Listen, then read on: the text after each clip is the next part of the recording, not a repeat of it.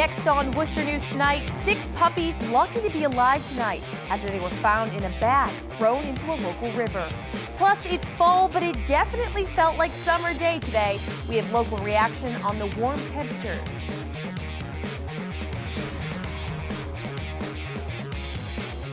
But first, we begin with developing news. Good evening, I'm Anna Botari. A body found in this Grafton neighborhood over the weekend. Grafton police say the body was found Sunday afternoon on Brigham Hill Road. The body was removed by the medical examiner's office for further examination.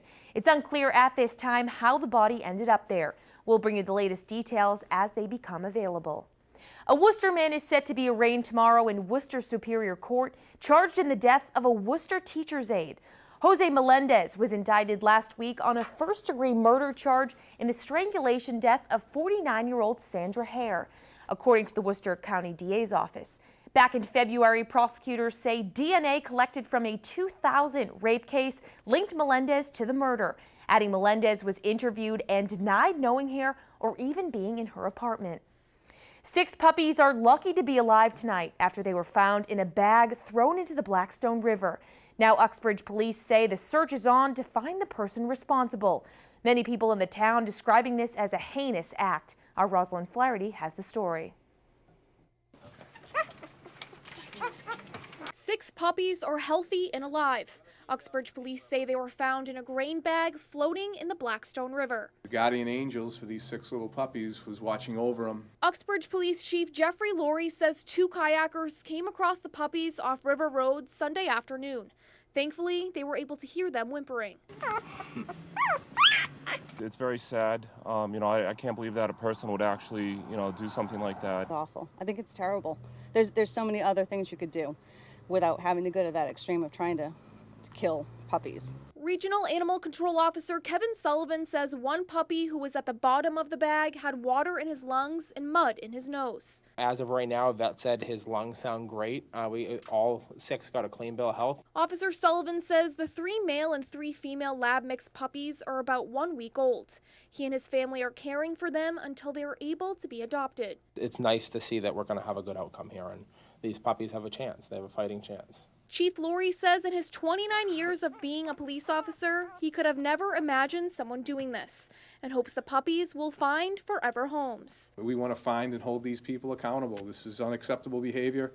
This is not what Uxbridge is all about, and we want to make sure they go to good homes and have very healthy, happy lives with good people. Rosalind Flaherty, Worcester News Tonight.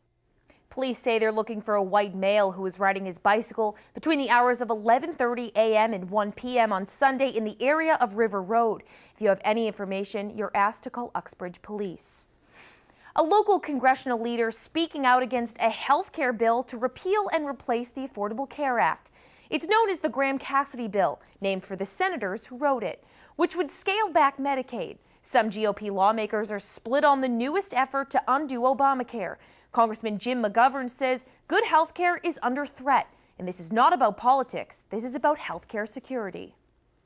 This would throw tens of millions of people off of health insurance. This will take away protections for people with pre-existing conditions. This jeopardizes essential benefits protections and insurance plans, which means that you could be buying insurance that covers nothing. Look, health care ought to be a right for every single person in this country. The latest version of the bill was unveiled Sunday. Republicans are expected to make a decision soon about whether or not the bill will come to the Senate floor for a vote. Another big blow to the latest Republican effort to repeal Obamacare, despite last-minute changes designed to make the bill more appealing to holdouts. Kentucky Republican Senator Rand Paul made clear he will not vote for the bill. He calls the last-minute changes designed to send more money to states with undecided senators as suspicious. With Paul and Senator John McCain opposed, Republicans can't afford to lose one more senator, and Maine's Susan Collins seems a near certain no vote. Well, as we approach the end of September, normally you're searching for long pants and sweaters. Today, however, people in central Mass were looking for shorts and tank tops as summer heat made its way back into the area. Our Cam JANDROW caught up with people excited about today's wild weather and has more. Cam? Anna, autumn may have started on Friday, but people in central Massachusetts were excited to see summer weather get one more shot here in the area. Autumn takes a back seat Monday as summer weather returns to the city. According to the National Weather Service, Worcester tied its record of 85 degrees, last set more than 45 years ago. Management at the Green Hill Golf Course say warmer weather is good for business. The nice days are usually our busiest days. I mean, it can be a hit or miss sometimes because sometimes if it is really too hot, it can definitely put a damper on things, but it's been a very busy day today. Luz Rivera lived in Puerto Rico for years, but made the move to central Massachusetts just weeks before the devastation of Hurricane Maria. She's happy to be away from the storm and excited to have high temperatures similar to her homeland. For me it is. I mean, because I run, I swim, I bike, so this is the weather that I would like to have almost all year so that I can do that. Even without a lifeguard, Regatta Point in Worcester was a destination for people looking to cool down. Locals have the opportunity to hit the water before the seasons really start to change. Some say they're grateful to see the unusually hot weather this close to October. But I'm used to 90 degrees or more, so yeah, I really love this weather. Being a Massachusetts native, I sort of like the cooler weather in the winter, fall and winter, and the warmer weather in the summer. So I'll go with the seasons. I think the seasons are a great gift, but nothing like a little Indian summer to make you appreciate it more. Now, for those of you who enjoy the warm weather, don't worry. There are still a few days this week that are expected to reach the 80s. Anna? That's great news, Cam. Thank you. Well, a Worcester College football team weighing in on the national anthem protests. The Assumption College football coach says his players decided not to kneel or stand, but choose a different stance to show unity. Our Brittany Schaefer has the story. The Assumption football team stood during the national anthem, but held on to the shoulder of the teammate in front of them to show unity and respect.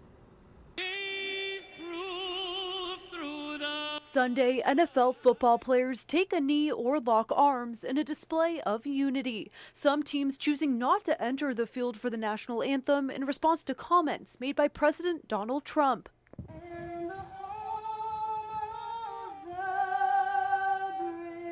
The Assumption football team took a different approach before their game Saturday. We stand and put our hand on the person in front of us under the American flag to try and show that social unity. Head coach Bob Chesney says he asked his team what they would like to do, and the team agreed on supporting each other. It's about unity and it's about equality. I don't think the object of this conversation should be to try to back the other side down, but rather lift the other side up. And I would love for that to be, an example that we set for not only our team and the people that are at our games, but for society in general. Following the actions of NFL players, people in Worcester have differing opinions. I view it as a sign of respect to kneel during the national anthem. It's our right of freedom of speech. Being a veteran, there's other ways to show unity.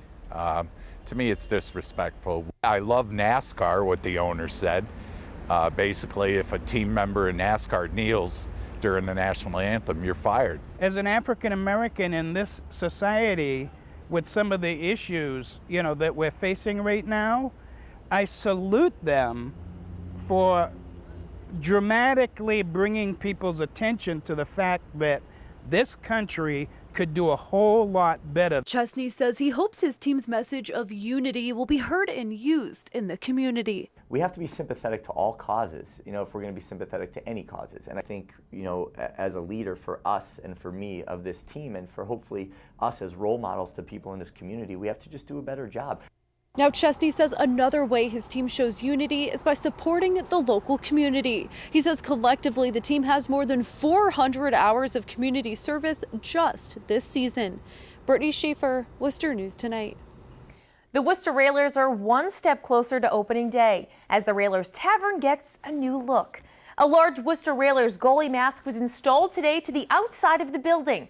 The restaurant on Commercial Street is expected to be open by the start of the season. The Railers debut on October 14th at the DCU Center. Fallon Health is celebrating its 12th annual golf tournament. The money raised helps fund hunger relief efforts for food pantries around the state, including here in Worcester. Fallon Health has collected more than $2.4 million in its golf and gathering for a cause. Good health begins with a good meal. And I think we all know that, and it's unfortunate that in so many parts of our community that's not a given. And so that's why we do this. You know, our employees get involved in this as well, which I think is great. They volunteer their time, they go into the community, they build the food pantries, and it is very much at the core of our mission. When we come in and build a pantry, or in some cases rebuild pantries that have been there since the beginning of the 80s, some of these pantries have had nothing done to them, to be able to go in and transform them and make them safe and make sure that they're in compliance. We do that because we know how important it is. I mean, these pantries, we have some pantries who are serving people in the community. In reality, the food program, the food pantry program is really huge for our club because it allows now families that are, you know, going through some stressful times or some struggling situations to now have an opportunity to now look somewhere that's very local and very comfortable for them to be able to get to access foods, nutritional foods that their families can use, which is really a help in today's society and today what's going on.